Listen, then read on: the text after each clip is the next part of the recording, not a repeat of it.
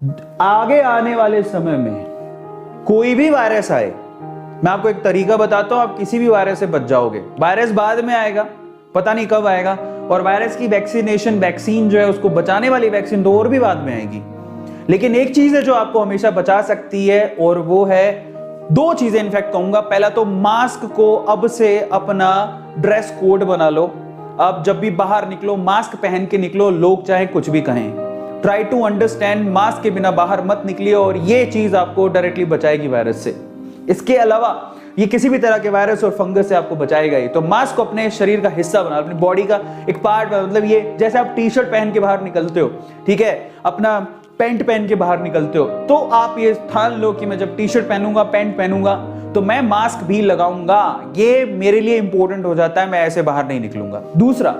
दूसरा सबसे पहले तो जिनको प्लांटेशन बहुत पसंद है, जिनको प्लांटिंग बहुत पसंद है, जो घर पे प्लांट वगैरह लगाते रहते हैं, तो वो मिट्टी के साथ ज्यादा कांटेक्ट में रहते हैं। और मिट्टी आपको पता है गीली होती है और उसमें फंगस होते हैं। जरा समझिए, खाद में फंगस होते हैं, मिट्टी में फंगस होते हैं, और वहां पर अगर आप बिना ग्लव्स के खाद को या मिट्टी को आप हाथ लगा रहे हो, और अगर आपकी इम्यूनिटी ठीक नहीं है, आप तो सोचेंगे चलो मैं बीमार तो हूं ही, लेकिन मैं पौधों के संपर्क में रहूंगा, पौधों के साथ रहूंगा, तो मैं बचा रहूंगा। तो आपने प्लांटेशन शुरू कर दिया, लेकिन उसी से आपको ब्लैक फंगस हो गई, क्योंकि आपने यहाँ पर ग्लव्स का इस्तेमाल नहीं किया। समझिए, आपके चारों तरफ वायरसेस है, एक्टिव वायरसेस है, फंगसेस भी है।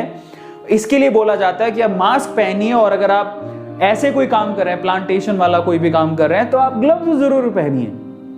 ग्लव्स को पहनना बहुत ज्यादा जरूरी है, स्पेशली वेटी सॉइल के लिए बहुत ज्यादा जरूरी है। इसके अलावा सबसे इंपॉर्टेंट है, आप कहीं भी कुछ भी करके आए हैं, जरा समझिए, कुछ भी करके आए हैं, किसी भी चीज को हाथ लगाया है, खाने से पहले हाथ धोएं, खाने के बाद हाथ धोएं, हाथ लगातार धोते रहे, हाइजीन का पूरा ध्यान रखें। बस यहीं से तो सबसे बड़ी अगर समस्या का जड़ा, अगर हमें किसी भी वायरस से बचना है, अगर हमें दुनिया में कोई भी वायरस आ जाए उससे बचना है, तो दो चीज जो मैं आप लोगों को कहूंगा हमेशा, एक तो मास्क हमेशा पहने, और दूसरा अच्छे से हाथ धोएं। अगर आप प्रॉपरली हाथ धोते हैं, खाना खाने से पहले, खाना खाने के बाद, कोई भी काम करने से पहले, कोई भी काम करके आप आए उसके बाद, बाहर से आए उसके बाद, मैं अगर किसी भी काम के लिए जाता हूं बाहर, तो मैं आज तो ये हो गया कि मैं प्रॉपरली नहा लेता हूं। देखिए, मैं ये नहीं कहता हूं कि सब करने से हम लोग 100% बच जाएंगे, लेकिन 99.99% तो बचे रहेंगे, जो कि बोतल्स में लिखा रहता है। तो precaution is always better than cure. आप उसका ध्यान रखिए, हाइजीन का ध्यान रखिए, और स्पेशली जब तक आपने हाथ नहीं धोया है, अगर आपने हाथ नहीं धोया है, हैंड वॉश नहीं किया है, तो उसको मुंह पे मत लगाएं। समझिए, अगर आपके आसपास नहीं है, सैनिटाइजर नहीं है, साबुन नहीं है, हाथ कैसे धोएं? इन दैट केस आप उसको मुंह पे मत लगाओ, और स्पेशली उस गंदे हाथ से खाना तो मत खाओ। प्रॉब्लम यह है कि हम लोग खाना भी बिना हाथ धोए खा लेते हैं। एक और समझ लिए समस्या कहां पर होती है। आपने क्या किया, हाथ धो लिए, लेकिन जैसे ही आप खाना खाने के लिए बैठे, तुरंत खाना आ ही रहा था, आपने मोबाइल पकड़ लिया, रिमोट पकड़ लिया, व्हाटएवर, वहां पर भी कीटाणु होते हैं, वहां पर भी वायरसेस हो सकते हैं, फंगस हो सकती है, कुछ भी हो सकता है। हालांकि ये फंगस वगैरह तो वेटी चीजों पर ज्यादा होती है, तो ऐसी पता नहीं वहां पर होगी कि नहीं होगी, बट वहां पर कीटाणु तो जरूर होंगे। तो इसलिए कहते हैं कि अगर आपने हाथ धो लिया तो सीधा खाना खाइए, बीच में कोई चीज मत उठाइए, बहुत ज्यादा जरूरी है। उठा लिया तो फिर से हाथ धो के आइए, क्योंकि precaution is always better than cure. सबको समझ में आया?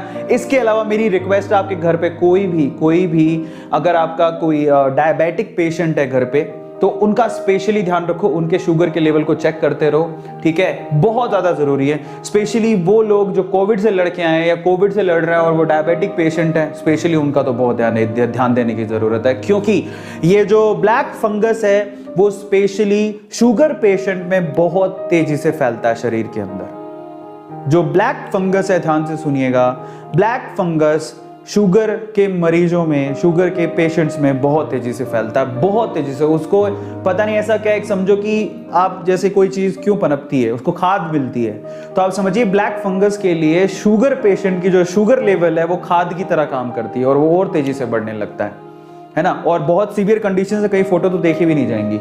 और स्पेशली अगर आप जब भी स्टेरॉइड यूज कर रहे हैं, तो आप ऐसे ही स्टेरॉइड यूज ना करें, इसको डॉक्टर की सलाह के बिना यूज ना करें, ठीक है। ये बहुत इंपॉर्टेंट है। डॉक्टर जब बोलेगा, आपको जितनी क्वांटिटी में कहेगा, जरा समझिए, बिना डॉक्टर की सलाह के स्टेरॉइड्स ना लें। ऐसे ही केमिस्ट या किसी और के कहने से ना लें, डॉक्टर की सलाह जरूर ले लें, ठीक है। इन सब चीजों को ध्यान देने की जरूरत है, मेरी विनती है आप लोगों से। इसके अलावा अगर ब्लैक फंगी हो भी जाता है तो इसके लिए एक इंजेक्शन है जो कि मार्केट में है, इसका नाम है रेम्फो, this is amphotericin. So amphotericin एक इंजेक्शन है जो कि फंगी के लिए इस्तेमाल किया जा रहा है। और ये मैंने कहां से देखा है, एक डॉक्टर ने इसकी सलाह दी है। मैं डॉक्टर नहीं हूं, लेकिन जानकारी मैंने जुटाई है।